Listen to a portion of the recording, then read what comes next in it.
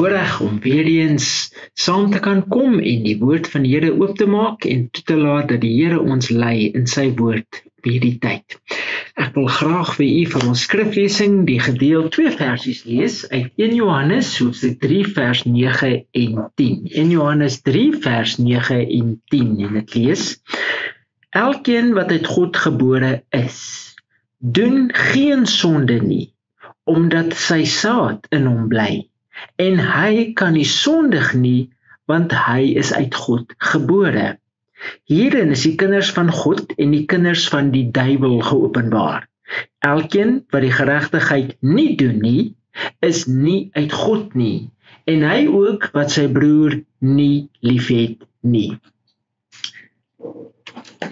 Ons boodskap vir vandag is getiteld Die stryd van die Christen se twee nature.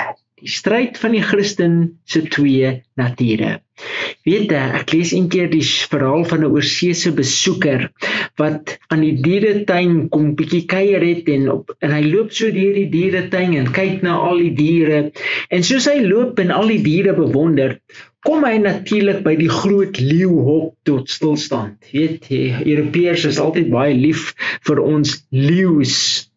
En die leeu's lyk vir hom so oulik, jy weet, hulle is so rustig en kalm en vreedsaam, en een leeu lê lekker op sy rug, bene in die lug, soos hy in die son bak nadat hulle self lekker dik gevreet het.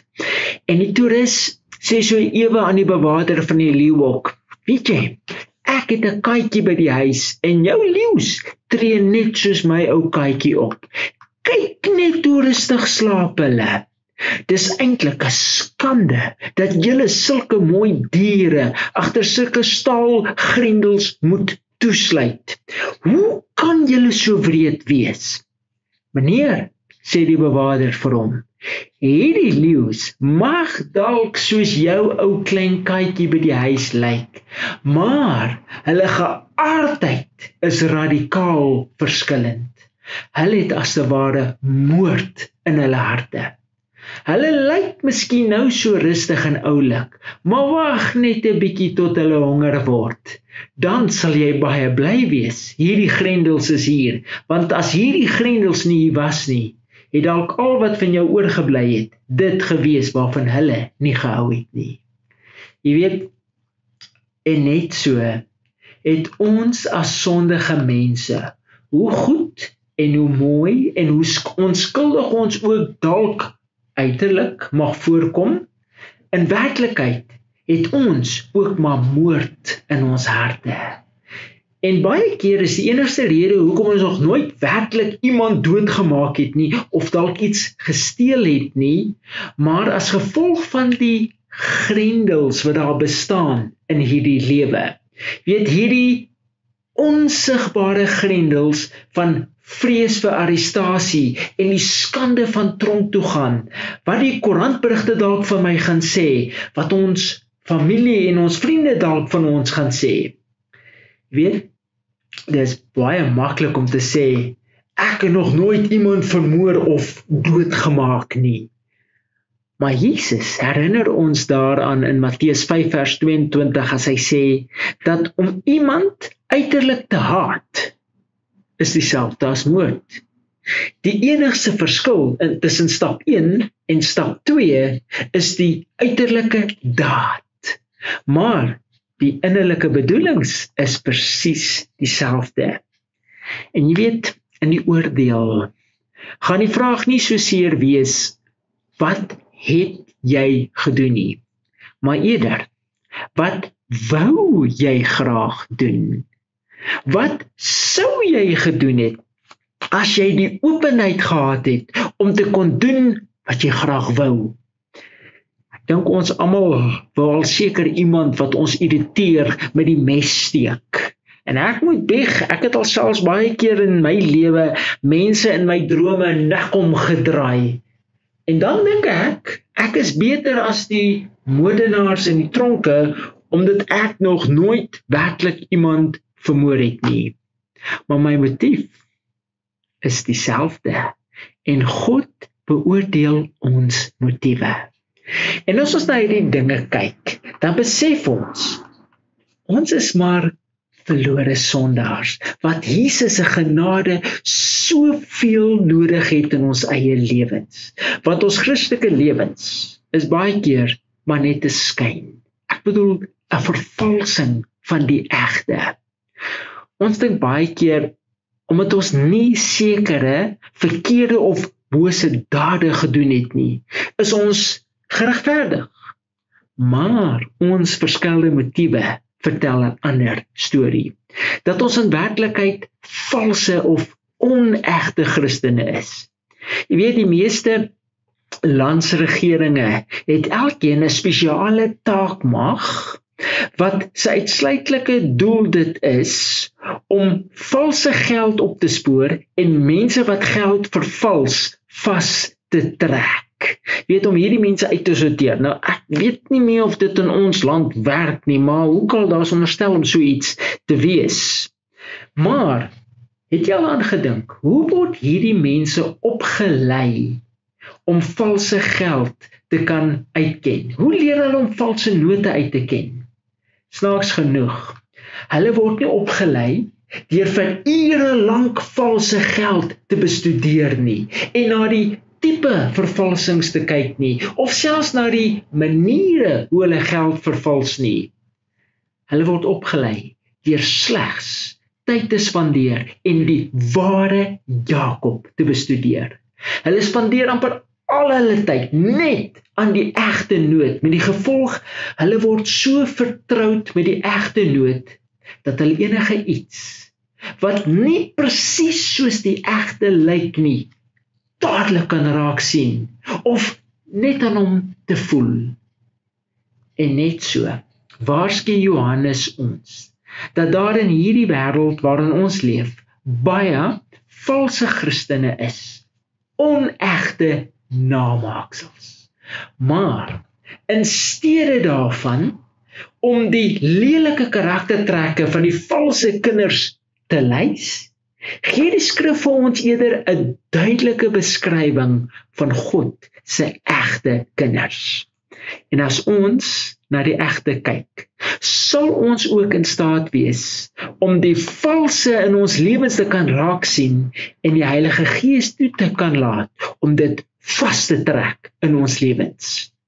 Ons skriflesing sê vir ons in 1 Johannes 3 vers 9 en 10, iemand wat 'n kind van God is, doen nie meer sonde nie. Dalk is jy al klaar baie benoud. Hoekom? Omdat die Gees van God in hom bly, sê die Bybel vir ons. En hy kan nie meer sondig nie, omdat hy 'n kind van God is. Hierdan is dit duidelik wie kinders van God en wie kinders van die duiwel is. Iemand wat nie regverdig lewe nie, en nie sy broer liefhet nie, behoort nie aan God nie.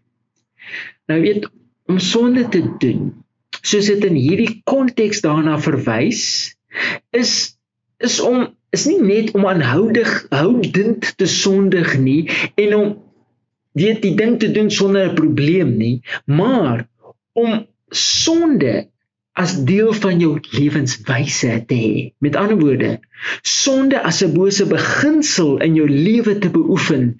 En dit verwys nie noodwendig na toevallige sondes nie. Dis egter duidelik dat geen Christen sondeloos is nie.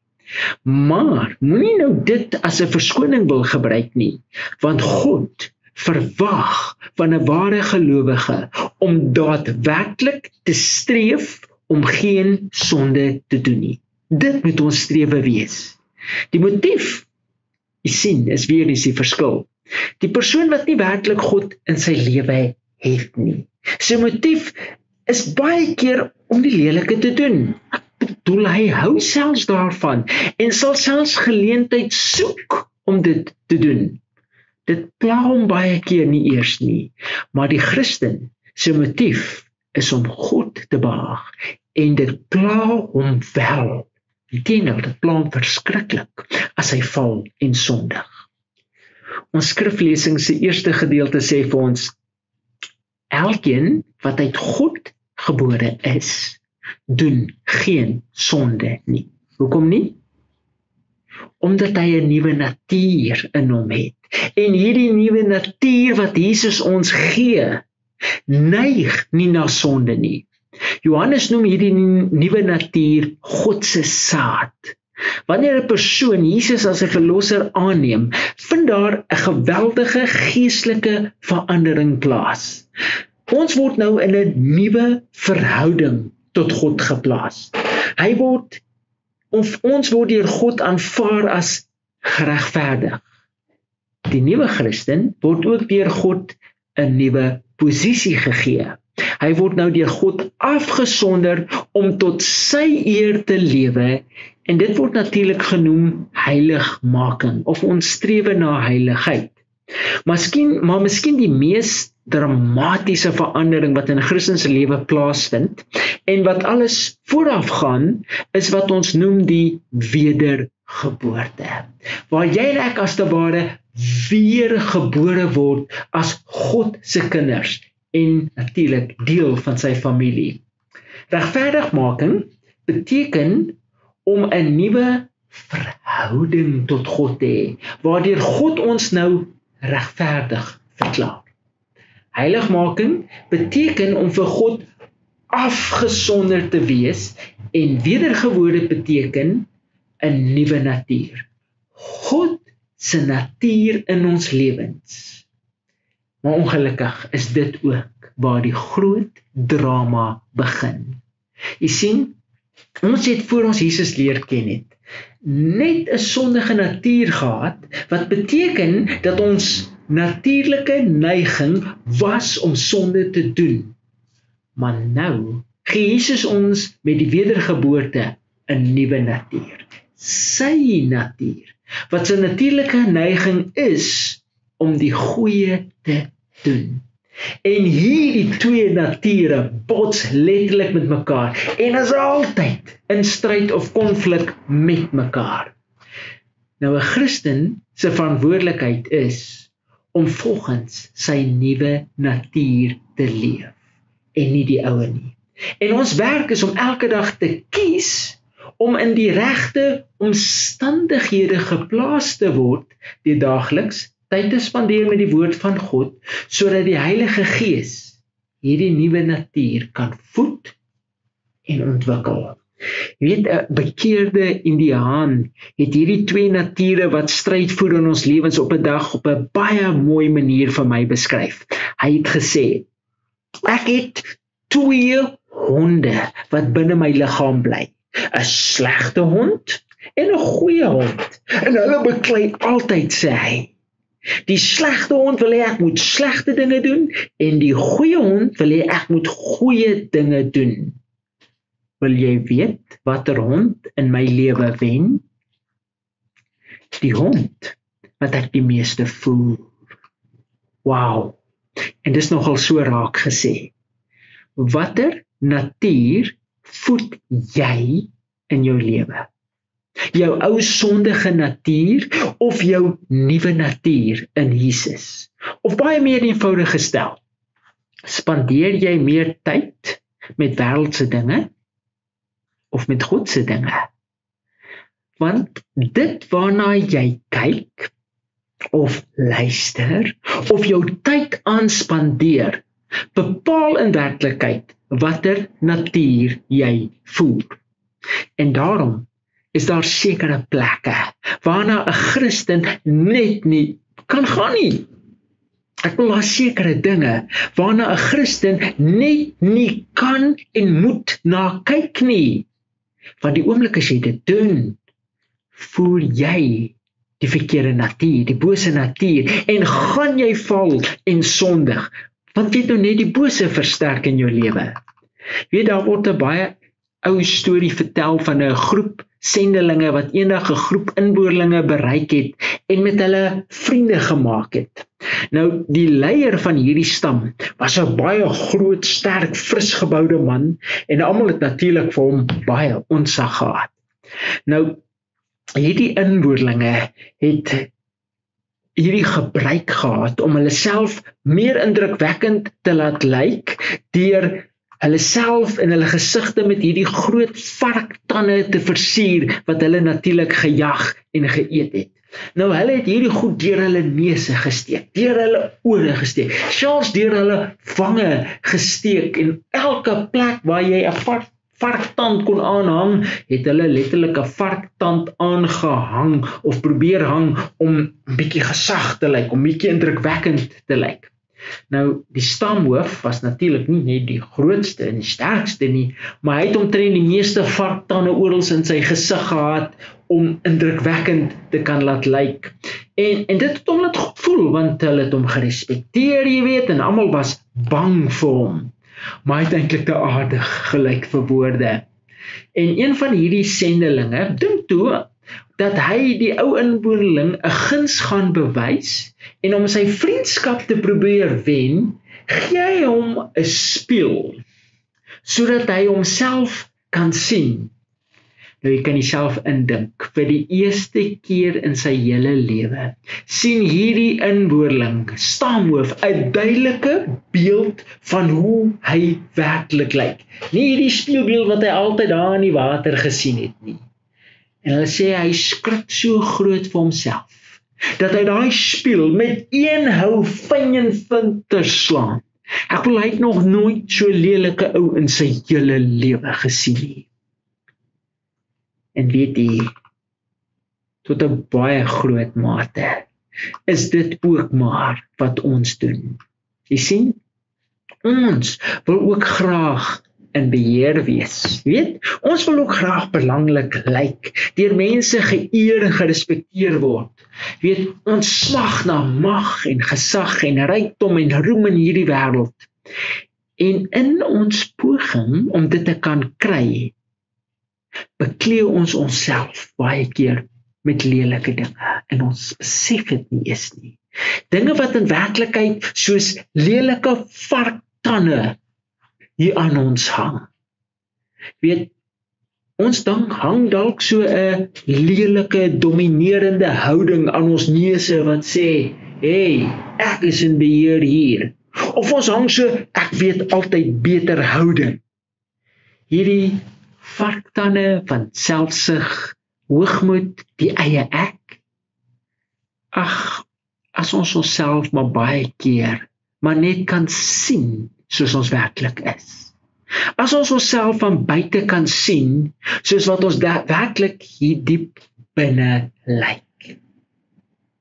En daarom kom die Heilige Gees elke dag na ons met die spieël van God se woord, sodat u en ek 'n duidelike beeld kan sien van hoe ons werklik hier diep binne is, hoe ons werklik lyk, hoe vuil en sondig en lelik ons werklik is.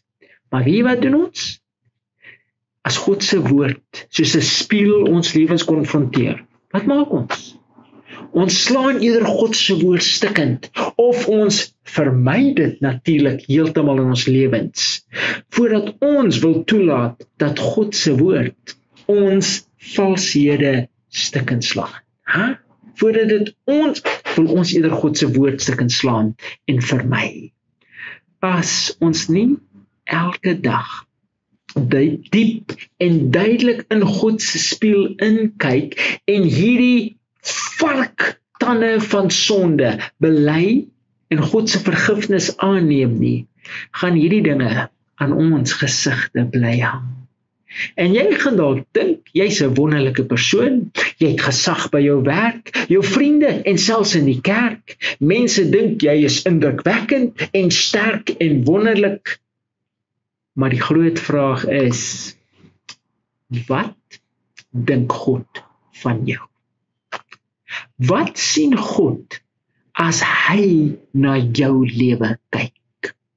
As jy dalk versoek word om te dink jy's iets, gaan kyk net vir 'n slag diep in God se spieël in sy woord, en jy sal gou sien wie en wat jy werklik is. Net soos ons, jy weet, ons fisiese liggame elke dag was en versorg om dit skoon en gesond te hou, verwag God ook van ons om ons geestelike liggaam skoon en gesond te hou en te versorg.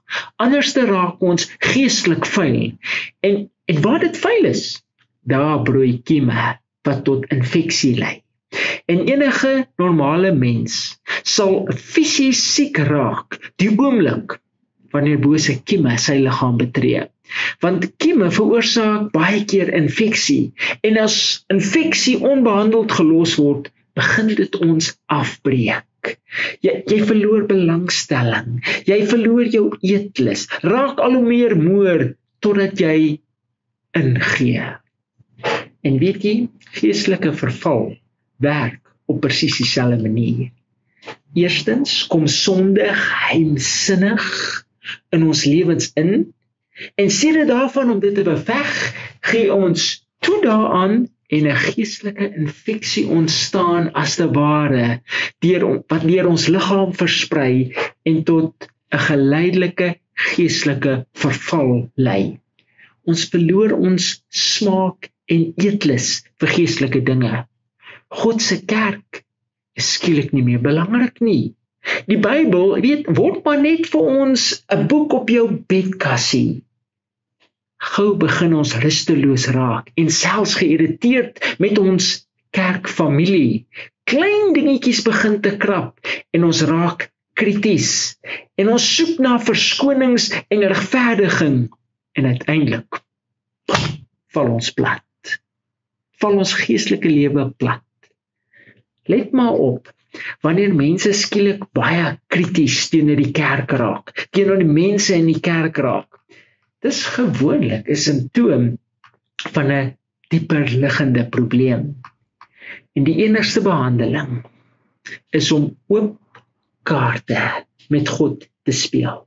Ons lewens met sy spieël te vergelyk en ons sondes te bely en te laat staan en Christus toe te laat om ons harte te kom was, ons weer heel en rein te maak. Jy weet, baie valse onderwysers in Johannes se tyd, soos ook maar vandag in ons tyd, het geleer dat 'n Christen nie bekommerd moet wees oor sonde nie, want volgens hulle het die liggaam gesondig, maar dit beïnvloed nie die geestelike nie. Hulle het selfs so ver gegaan om te sê dat sonde natuurlik vir die liggaam is, omdat die liggaam sondig is. Maar die Nuwe Testament weerlê hierdie dom siening as 'n verskoning vir sonde. Eerstens is die ou sondige natuur nie die liggaam nie. Ons liggame is in werklikheid neutraal. Dit kan egter deur beide die ou sondige of die nuwe goddelike natuur beheer word. Romeine 6 vers 13 sê vir ons: en moenie julle lede stel tot beskikking van die sonde as werktuie van die ongeregtigheid nie, maar stel julleself tot beskikking van God as mense wat uit die dode lewend geword het, en julle lede as werktuie van geregtigheid in die diens van God. Hoe gaan 'n ware kind van God te werk om die begeertes van hierdie ou sondige natuur te oorkom? Hy begin deur elke dag sy liggaam oor te gee as 'n lewende offer aan God. Hy moet tyd spandeer met die woord van God. Hy moet as te ware sy geestelike natuur wat hy van Jesus deur die wedergeboorte ontvang het, versorg en dit voed. Soos die Indiaan moet ons die goeie hond kos gee, sodat hy die slegte hond kan oorwin. Ons moet tyd spandeer in gebed en God vra om ons te vul met sy Heilige Gees en krag te gee om Jesus te dien en hom te verheerlik in ons lewens. En wanneer versoekings hulle voordoen, moet hy onmiddellik na Jesus draai vir oorwinning. Weet, ek lees so 'n tydjie terug van 'n sekere onderwyser wat op 'n dag aan sy Bybelklas wat uit tieners bestaan het, die Christen se twee nature, die oue en die nuwe, probeer verduidelik het. En hy lees vir hulle uit die Bybel die gedeelte van 1 Korintiërs 15 vers 45 wat sê: die eerste mens Adam het 'n lewende siel geword, die laaste Adam 'n lewemakende gees. En hy probeer toe aan hulle verduidelik dat ons ou sondige natuur kom van Adam en ons nuwe geestelike natuur kom van Jesus, wat genoem word die laaste Adam. En een van die ouetjies haak af terwyl hy sê, so dit beteken, daar's 2 Adams in my lewe. Dis reg, sê die onderwyser vir hom. Maar wat beteken dit vir ons vandag? Na 'n kort stilte antwoord een seun. Dit beteken dat wanneer versoekings aan my deur kom klop en ek stuur die eerste Adam, gaan ek sondig. Maar as ek die tweede Adam stuur, sal ek oorwinning behaal. En dis nogal raak gesê. Dink jy nie so nie? Dis nogal baie raak gesê. Sê vir my, watter Adam stuur u in u lewe as Satan aan u lewensdeur kom klop? Die vraag wat ons elkeen onsself moet vra is, het ek waarlik Jesus se natuur in my lewe, of gee ek maar slegs voor om 'n ware Christen te wees? Watter Adam is koning van u lewe? Nou, ek vra nie hierdie dinge sodat u en ek kan vinger wys nie, maar sodat ons onsself kan ondersoek, in God se spieël kan inkyk en onsself kan sien soos ons werklik is. Is ek 'n egte Christen of is ek slegs 'n baie goeie vervalsing? Amen. Kom ons buig die hoofde. Ons wonderlike Jesus, o dankie dat u 'n God is wat 'n verskil in ons lewens wil maak. Want Here, ons sondige natuur is in werklikheid nie net sterk nie, maar baie keer ook ten volle in beheer van ons lewens. En Here, as dit nie vir hierdie grendels in hierdie lewe was nie, sou ons al baie erger goed gedoen het, as ons net die openheid gehad het om dit te kon doen. Maar Jesus, ons weet ons harte is werklik vuil en daarom wil ons na u toe kom. En nie net kom bid en vra vir die nuwe natuur nie, Here, maar ook genade en krag dat u ons sal help om hierdie nuwe natuur, u natuur in ons lewens te voer, deur tyd saam met u te spandeer, in 'n verhouding met u te lewe, deel te wees van u woord en u dinge elke dag, sodat ons al hoe meer sterker en geestelik sterker kan word. Want as ons dit nie doen nie, voer ons die verkeerde hond, en dis hoekom ons so maklik val. Help ons om tyd te spandeer met u, en as sonde aan ons deur kom klop, dat ons die tweede Adam, u sal stuur om te oopmaak, sodat ons die oorwinning kan behaal. Ons het u so nodig. Ons bid dit in ons Jesus se naam. Amen. Dis hy. Die Here seën u en vasbyt sterkte.